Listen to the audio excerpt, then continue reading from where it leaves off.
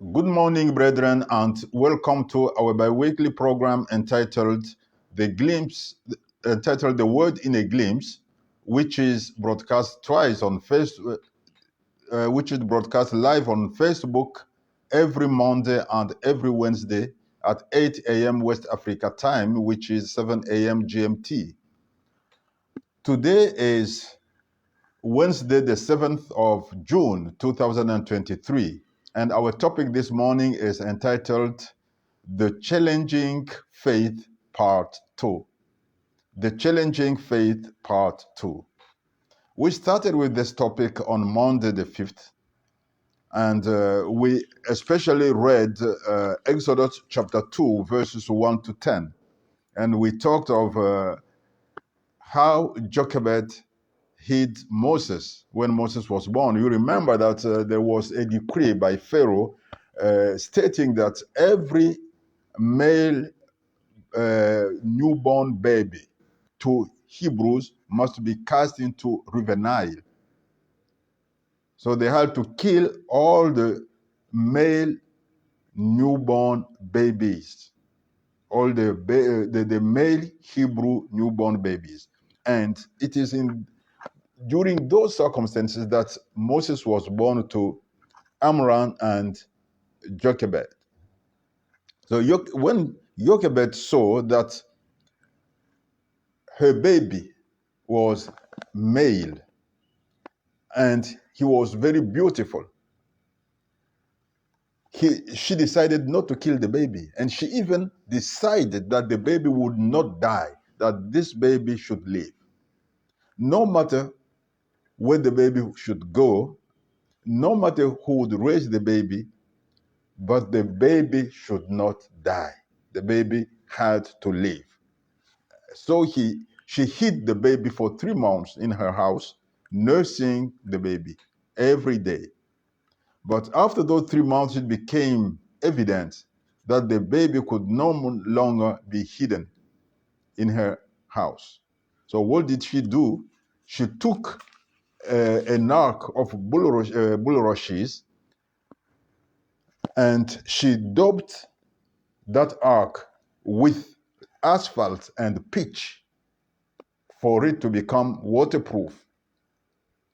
And she put her baby in that ark, and she went by the river Nile and she put the baby on the riverside among the reeds. She didn't put the baby on the river for the baby just to be carried by the river anywhere. No, she put the ark by the riverside so that somebody could see the baby and take the baby and adopt him. And that challenging faith, because by doing so, Jochebed was challenging Pharaoh and Pharaoh's decree. She was taking much risk. She could be sentenced to death because of that. Yet, she committed herself fully to God and decided that her son had to live. So that challenging faith moved the grace of God. And God put into the daughter of Pharaoh the envy, the desire, the need to go by River Nile at that time and to bathe. And not anywhere else at the river, but exactly where the ark of bulrushes had been left.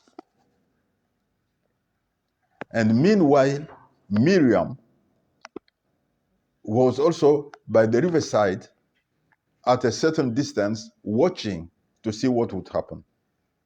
And when Pharaoh's daughter arrived there, her maiden were walking along the riverside and they saw the ark of bulrushes. They took it and brought it to Pharaoh's daughter. Pharaoh's daughter opened the ark and saw a baby, a male baby inside, and she knew that it was a Hebrew male baby, and the baby cried at that time. God made the baby cry to move Pharaoh's daughter's heart. So Pharaoh's daughter's heart was moved with compassion, and Pharaoh's daughter decided to adopt that baby. And when Miriam noticed that, that is where we are going to start today. So Miriam noticed that Pharaoh's daughter decided to adopt the baby. And when she noticed that, she immediately offered to go and look for a Hebrew woman to nurse the baby. Maybe let's read that part.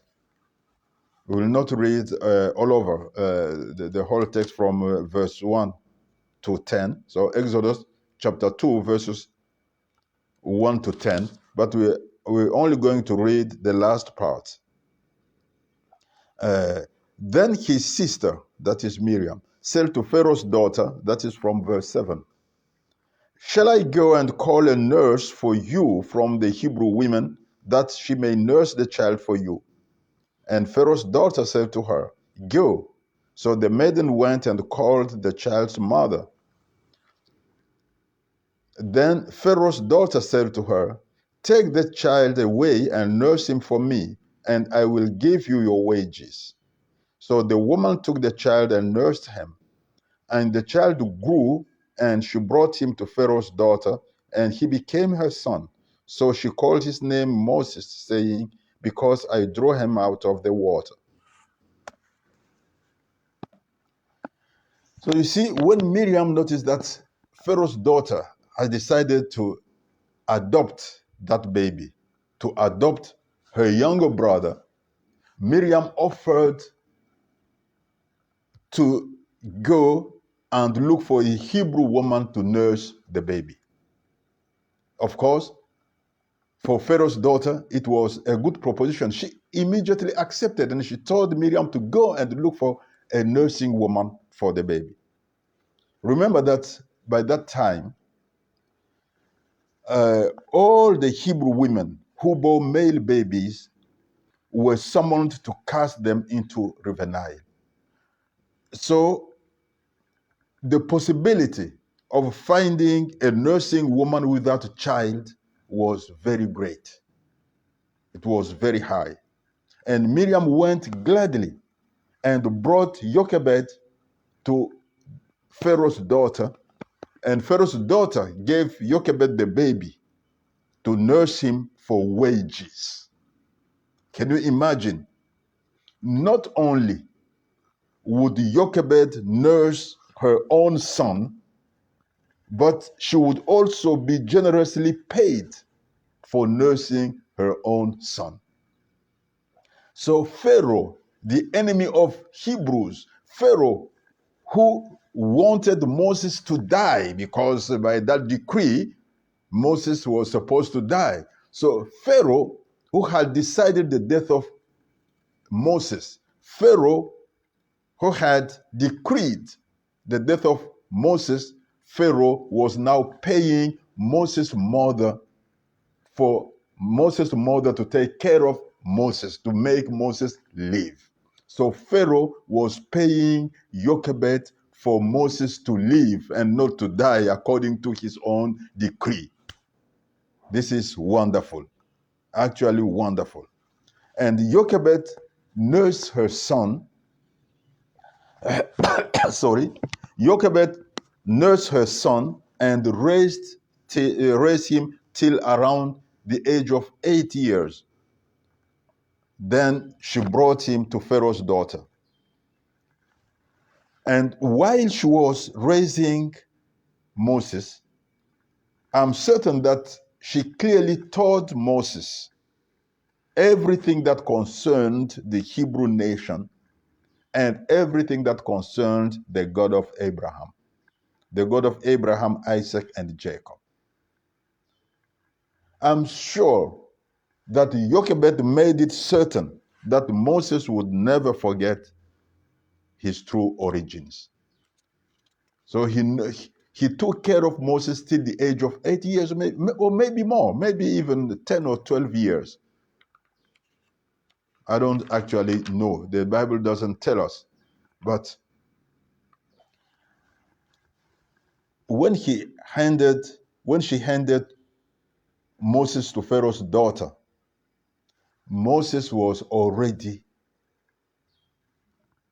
a little bit old. He was already an old child who could understand very well everything.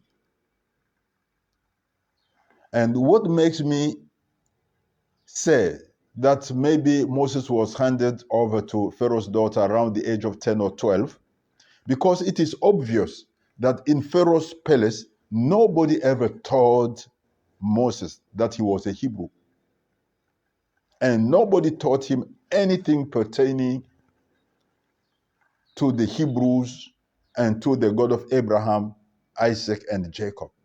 In Pharaoh's palace, he was raised as an Egyptian prince. Yet he knew everything concerning the Hebrews and concerning the God of Abraham, Isaac, and Jacob. Let's now read the book of Acts, chapter 5. Acts chapter 5. No, sorry, Acts chapter 7. Let's read Acts chapter 7, verses 22 and 23. Acts chapter 7, verses 22 and 23. Let's read. And Moses was learned in all the wisdom of the Egyptians and was mighty in words and deeds. Now, when he was 40 years old, it came into his heart to visit his brethren, the children of Israel. Wonderful. So you see, in Pharaoh's palace, Moses received the best education possible in the light of the Egyptian nobility. He received such an education, he received that high education in such a way that Moses became an expert in all the wisdom of the Egyptians. He also became mighty in whatever he said or did. In Pharaoh's palace, Moses received quite the same education as all the other princes, all the other Egyptian princes, which means that he only learned Egyptian history, Egyptian sociology, Egyptian philosophy, Egyptian religion, and so on. All and only Egyptian, nothing Hebrew. Thus, there was no way that Moses could know anything pertaining to Hebrews.